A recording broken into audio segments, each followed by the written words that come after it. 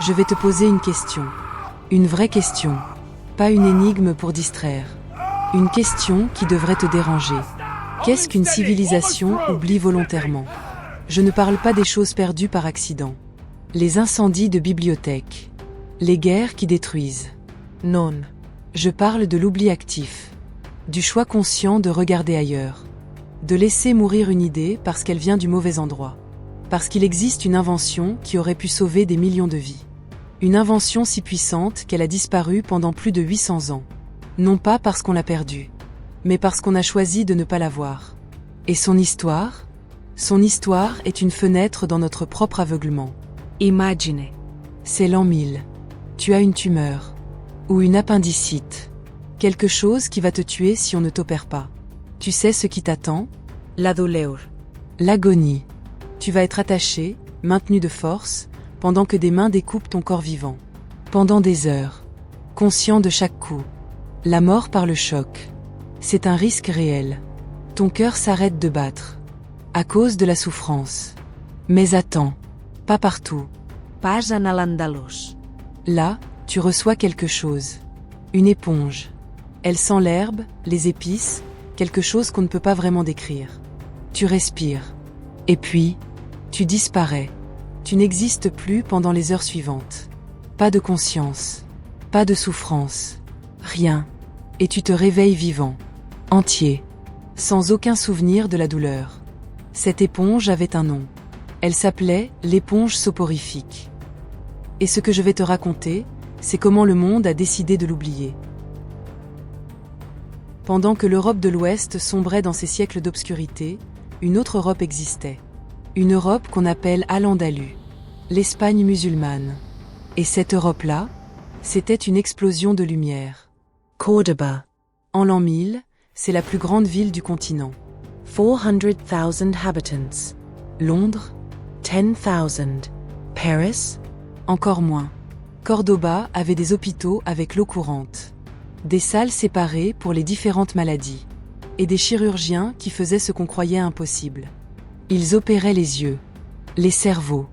Ils faisaient des césariennes qui réussissaient. Ils retiraient des tumeurs, des calculs biliaires. Des procédures si complexes qu'elles exigent l'anesthésie juste pour être tentées. Et ils avaient l'anesthésie. Voilà la question qui doit ébranler, comment était-ce possible? Comment une civilisation pouvait avoir une technique si avancée, tandis que le reste du monde ne savait même pas que c'était possible?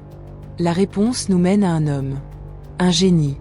Un homme qu'on a effacé du récit historique avec une efficacité si complète qu'il faut être historien pour même connaître son nom. Son nom était Abu al-Qasim al-Zahraoui. Al-Bukazi, pour ceux qui ont lu en latin. Né en 936. Mort en 1013. Et chaque jour de sa vie, il a repoussé les frontières de ce qu'on croyait possible en médecine. Al-Zahraoui était le médecin du calife. Et ce n'était pas une sinécure. Quand le pouvoir te demande de sauver sa vie, tu n'inventes pas des excuses.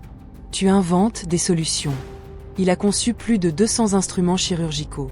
200. Des outils pensés dans le détail, pour des procédures spécifiques. Des forceps courbes. Des scalpels rétractables. Des instruments pour l'urologie. Pour les yeux. Pour les accouchements. Beaucoup de ces outils, si tu les montres à un chirurgien moderne, il les reconnaît immédiatement. Parce qu'Al-Zahraoui avait raison. Sur le design. Sur la fonction. Sur tout.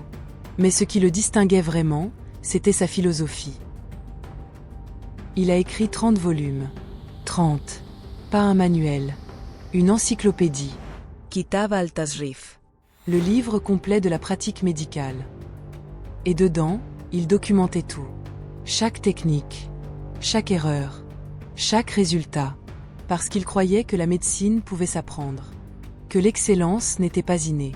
Que tu pouvais lire ses mots et devenir aussi bon que lui. C'était révolutionnaire. C'était radical. Et dans cette encyclopédie, il documentait l'éponge soporifique. Mais ce n'était pas magique. Ce n'était pas du vaudou. C'était une formule précise. De l'opium pour la douleur. De la mandragore pour l'inconscience. De la jusquiame. De la sigue. Parfois de l'huile de hashish. Parfois du camphre. Chaque ingrédient avait une raison. Chaque dosage était calculé. Il documentait les succès. Il documentait les complications. Il était honnête.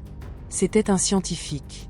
Et il y avait un siècle après lui, un homme qui allait prendre ce savoir et le transformer. Ibn Zuhr. Avant Zohar, pour ceux qui ont étudié en latin. Né en 1094. Et il se posait une question qu'Al-Zahraoui ne s'était pas vraiment posée. Comment on sait que ça marche? Ce n'est pas une question triviale. C'est la question fondamentale de la science. Comment tu prouves quelque chose? Sa réponse? Il a expérimenté. Sur des animaux. Une chèvre.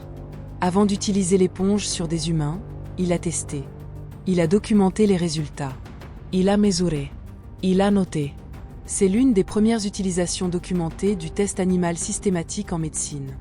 800 ans avant que l'Occident ne revendique l'invention de la méthode scientifique. Et il allait plus loin. Il documentait comment utiliser l'éponge pour les trachéotomies. Les opérations sur les poumons. Il faisait des autopsies. Il disséquait. Il observait. Pendant ce temps, en Europe, les médecins citaient Galien. Un homme mort 1000 ans plus tôt. Il ne disséquait pas, parce que l'Église disait que c'était blasphématoire. Il saignait les malades, parce que c'est ce que Galien avait dit. Ibn Zuhr. Ibn Zuhr était un homme du futur, coincé au XIIe siècle. Lui et Al-Zahraoui avaient créé un système complet. Documenti. Test. Efficace. Et puis, ça s'arrête. Après le XIIe siècle, le savoir qui reliait l'éponge à ses créateurs commence à disparaître. Pas complètement. Les connaissances techniques se maintiennent. Les traductions circulent. Mais la source, l'attribution, ça s'estompe. Al-Zahraoui devient une ombre. Ibn Zuhr devient un fantôme. Les techniques restent, mais les noms partent. Et je veux que tu penses à ce que ça signifie. Ce n'est pas un accident historique. Ce n'est pas que les manuscrits se sont perdus. Les manuscrits sont toujours là. Dans les archives universitaires. Dans les musées. Traduits. Disponibles. C'est un choix. Un choix actif de ne pas attribuer. De laisser anonyme. De laisser croire que ces techniques viennent de médecins antiques ou de traditions sans source. Pourquoi? Pense à l'Europe du XIIe siècle. Juste après les croisades. L'Église catholique est l'autorité absolue sur le savoir. Galan est l'Évangile.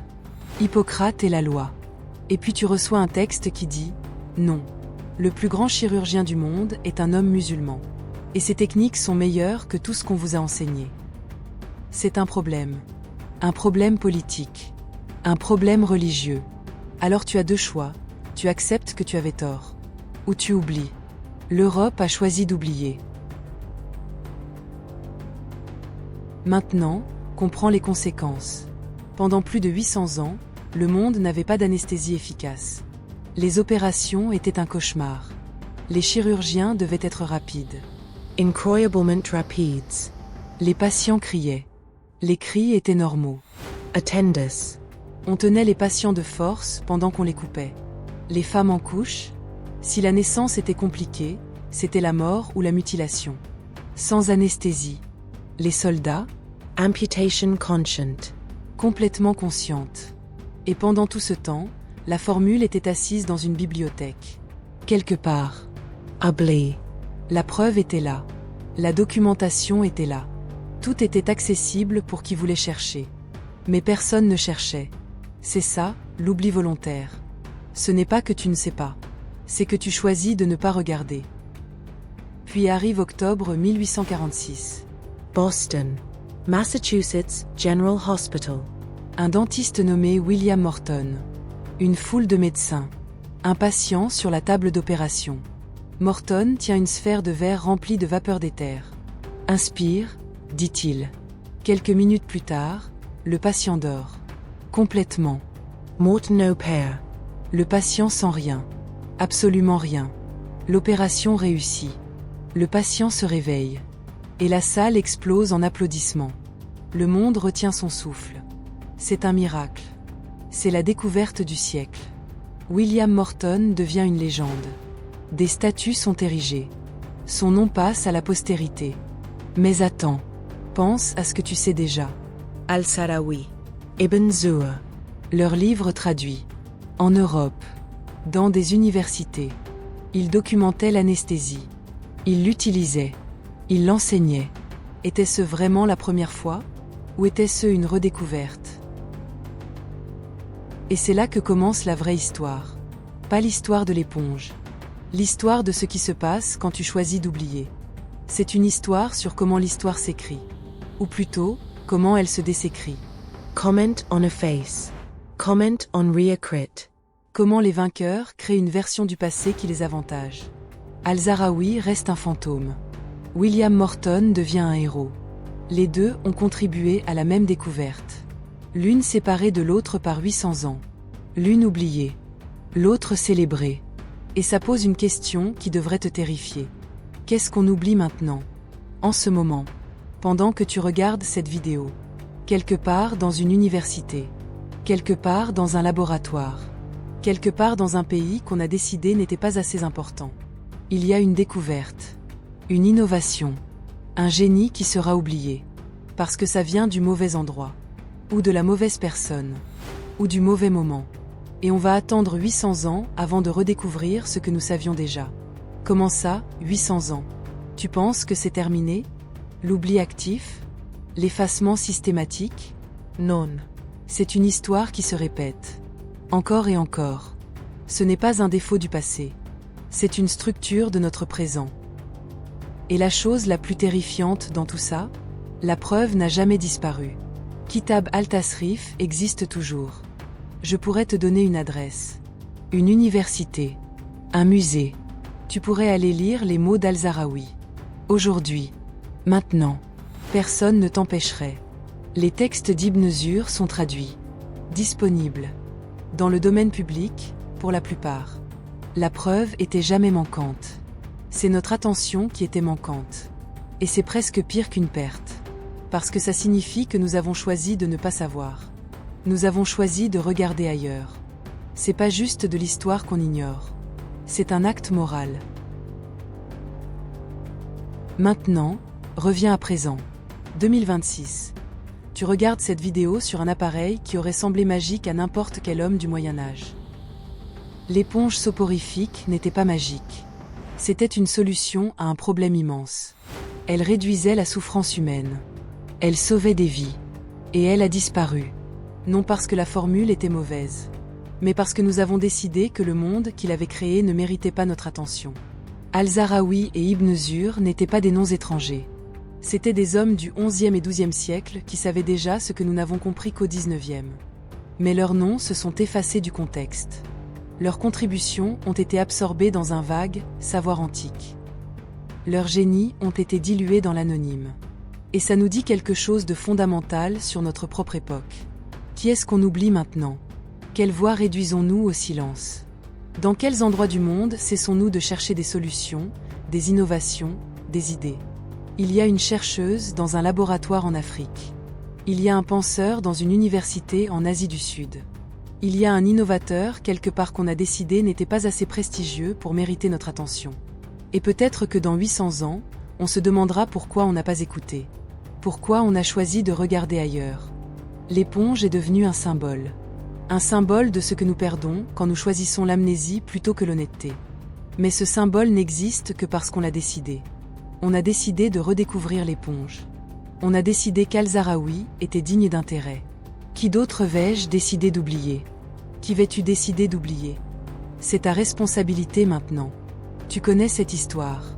Tu sais comment l'oubli fonctionne. Tu sais comment il était systématique. Comment c'était un choix.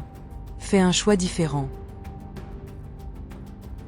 Si cette histoire t'a ébranle, si elle t'a fait réfléchir à la façon dont on raconte l'histoire, à la façon dont on oublie, à la façon dont on décide de qui importe, alors tu es exactement le type de personne pour laquelle on crée ces vidéos. Abonne-toi à Technologie oubliée et clique sur la cloche de notification. Parce que chaque semaine, on creuse dans les histoires oubliées. Les innovations qui ont changé le monde, mais qu'on a écrites hors des manuels. Les génies que l'histoire a décidé d'ignorer. Les découvertes qui ont été enterrées, puis redécouvertes, puis enterrées à nouveau. C'est là que l'histoire perdue revient à la vie. Abonne-toi. Active la notification. Rejoins-nous la semaine prochaine. Parce que l'oubli n'est jamais accidentel. C'est toujours un choix.